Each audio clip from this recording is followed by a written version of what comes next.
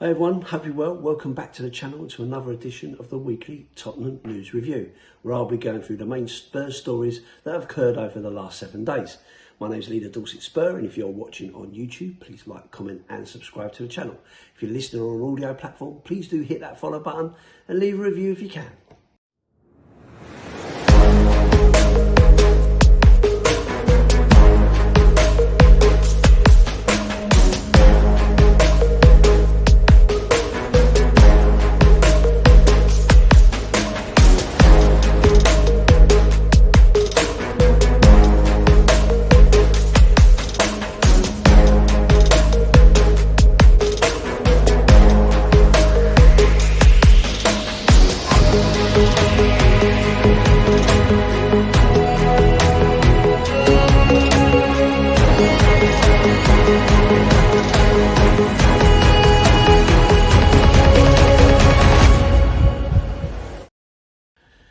So let's kick off with the big news of the last week. Was obviously the announcement of Sandro Tonali.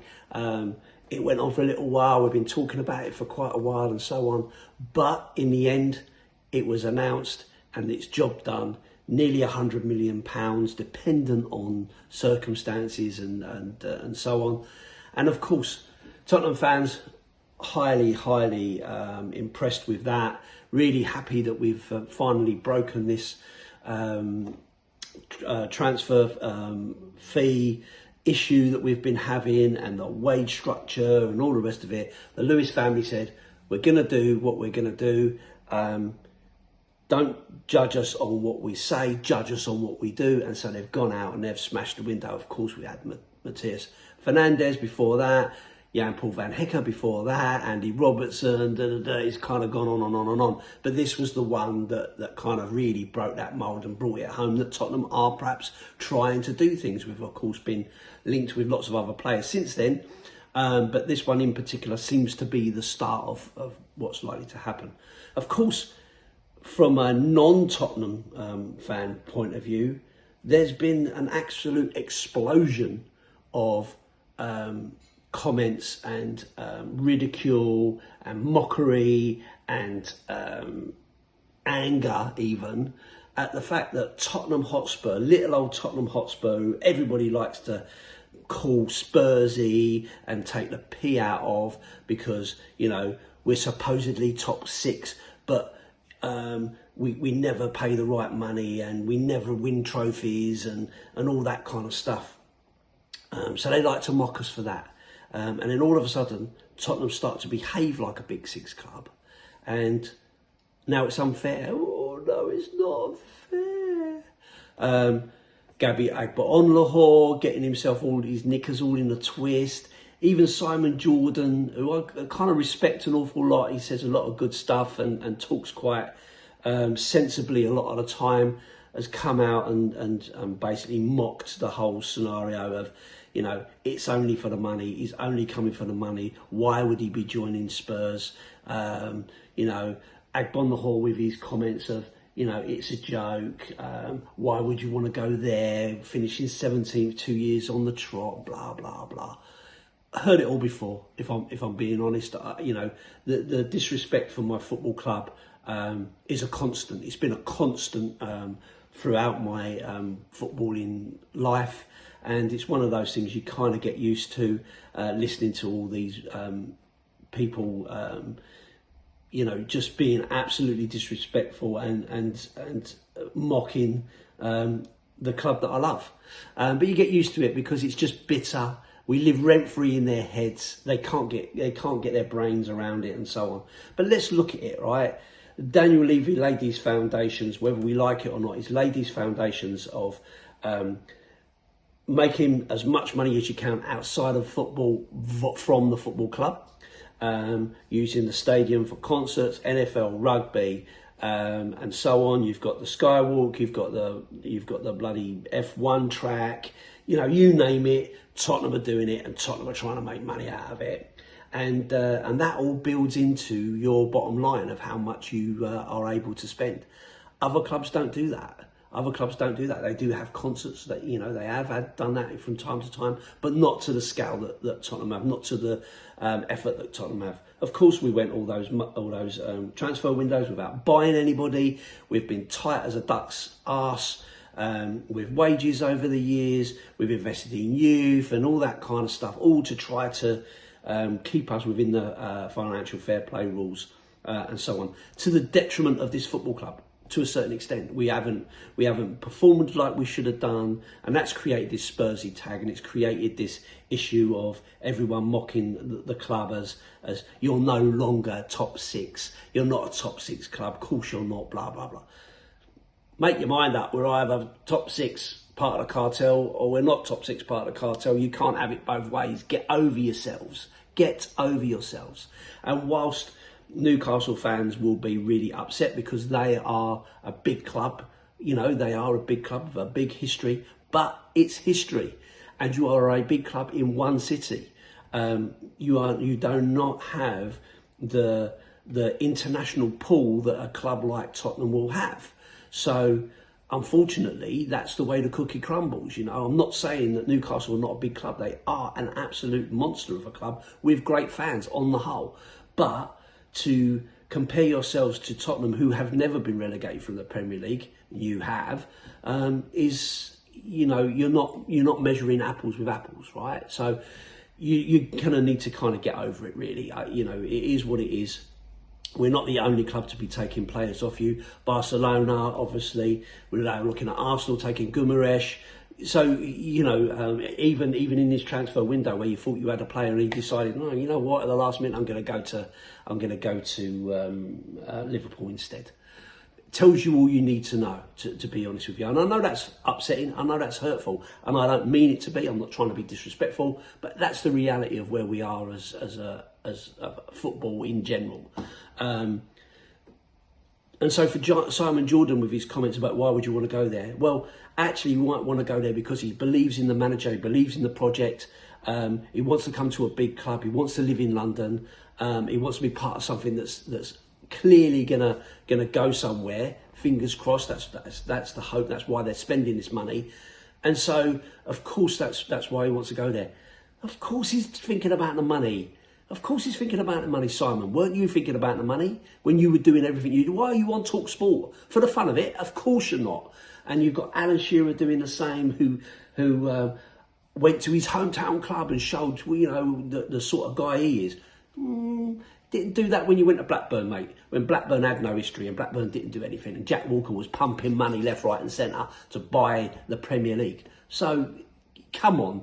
Do me a favour and stop the hypocrisy, get over yourselves and move on. So all the rest of you can just do one as far as I'm concerned. Tottenham are where Tottenham are. We have now decided to spend money, and spend money we will. We're not finished yet, but who cares? I'm here for the ride. I've been through the tough times. I've supported this club for 50 years. I've been through some good times at the beginning. I've been through some crap times through the 90s and the 2000s and so on. We broke the back having the trophy of the Europa League. Now we want to be serious. And Tottenham are investing and trying to do something. It might take time, but it doesn't matter. If you start to buy these players that really mean something, and you've got players for the future in the youth that we're still investing in, then who knows where this can take us. And that's why Fernandes and Tonali have decided to come to Spurs. So let's just see where it goes, and you all just need to get over yourselves. To be honest, it's just pathetic, and they're making themselves look pathetic because they're all just whinging and moaning. So, in other news, over the course of the week, we have seen the departure of João Palinha, who put a really nice message out on his Instagram, thanking the club and for the special time that he had there.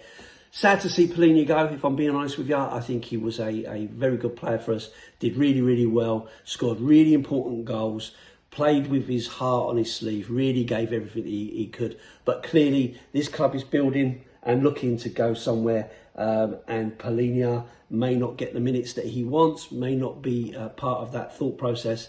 and so it's time for him to move on. And fair play to him. You know, good luck to him in the future. I wish him nothing but good things, and I hope that one day he will come back and be a legend of the club. Being able to meet fans and so on and so forth, because I think he absolutely deserves that. Turkish side Fenerbahce are interested in Richarlison, according to Team Talk. That's no surprise. Richarlison coming into his last year. His whole time at Spurs hasn't really achieved anything. I mean, he's a bit of a character. He's the sort of player you love to have in your team or in your squad to bring in. I thought last season, he did particularly well. Really made an effort. He's got over his injury problems, and that really did do an awful lot for him. So fair play to him from that point of view. And if he goes to Fenerbahce, I think that's a good move. And if Tottenham get the money, that's great, because it brings down the balance of how much we're paying out and helps balance those books so that we can reinvest that. Another one leaving was Dragusin. Again, didn't have much of a good time at Spurs, riddled with injury and so on. His agent was always pimping him out to bigger, in inverted commas, clubs and so on. And he's ended up going to Fiorentina on a loan deal. So there you go. But again, if we get the 21 million that's being asked for, then that's fantastic. We've got a 10% sell-on clause, which is another good deal. So again, bringing that money back into the club to bring that overall spend down. Alfie Devine has also moved on. He's gone to Preston North End after being there on loan. Another £7.5 million, a record for that club. So again, great to see. Clearly, it wasn't going to happen for Alfie at Spurs. It's not going to, we're making bigger moves and moving on quicker than we can for him. But at the same time as that, we have also brought in Cole Ramsey, who's an 18-year-old from Aston Villa, finished in their academy, now coming to play for the under-21s and so on. So still looking to invest in that squad for the future and so on. So again, really good news from that point of view. And there have been comments about Everton being interested in Jed Spence. I'm not sure about this one. I like Jed. I think he's a good player. I would prefer to see him on the right than the left, if I'm being honest, in his proper position. But you cannot be nostalgic these days in football. You have to think about the bigger picture. And one of the problems we've had is holding on to players for too long. And so should Jed Spence move on and get somewhere in the region of 40 to 50 million pounds, then you've got to take it. But again, we need to reinvest that in right back position, because the only other real cover you've got there is probably Archie Gray. Archie Gray is not a right back. So, and De Zerbi did speak of, finding the position that Gray's going to play in and stick to that and learn that role, rather than being pimped around left, right and centre in every position, bar goalkeeper. So the Savinho story still keeps rumbling on. There has been other players linked, Cody Gakpo as well. But it seems like the Savinho one is the one that's not going away. And maybe that will be our next signing. We've done a goalkeeper in Dubravka coming in. We've done left back. We've done central defence. We've done central midfield. So now we need a left-sided player and probably a striker for sure. So maybe Savinho will be the next one. Again, it's going to be big money. But if Tottenham are serious, then that's what they need to do. And it brings in that depth. Everyone's talking about, Tell will have to go and this one I'll have to go. No, why? Why do they have to go? Build the squad. You need a squad. We might only have one game a week this season, but you don't know what's going to happen next season. So, come on, let's take it a bit easy there. A big happy birthday shout out to Heung-min Son, 34 years of age. Still in his prime, in my view, out in America, doing really good things out there. So fair play to him. But big happy birthday to that Spurs legend. Hopefully, again, another one who'll come back and really spend some time with the fans and do some tours and stuff. I'd love to have a Legends Night with him for sure. Be great to kind of get to know him on a more personal level. Vicario, lots of talk about him maybe moving on. It's clear that with Dubravka coming in, that Kinski's going to be number one, so it looks more likely that Vicario will go. Looking like he's going to go back to Italy, but which team's going to take him? You know, lots of talk about Milan clubs and Juventus and so on. But for Juventus, it's like a third choice. So does he really want to go there? I guess we'll have to see. And finally, my final one that kind of pricked my attention this week was an offer, according to Tutto Sport in Italy, that Tottenham have made an offer for France international Rando Kolo Muani, who was on loan last season. Can't see that happening somehow. He had a really difficult time at Spurs, and I can't see that one really going through. But you never know in this world of football, do you? Is De Zerbi a fan or not? I don't know. Can De Zerbi get the best out of him? Who knows? But Tutto Sport, don't know a lot about them, but from what I've heard, they're a bit like the old Sport, so maybe not really one to take too seriously. But we'll see. Yeah. So anyway, the other one I was just going to mention is Yang Min Hyuk, our Tottenham player who we haven't seen anything of course, has been called up for South Korea's squad for the 2026 Asian Games. So it'll be interesting to see how he gets on and whether he ever comes back to Tottenham or whether he's another one that's going to get sold on.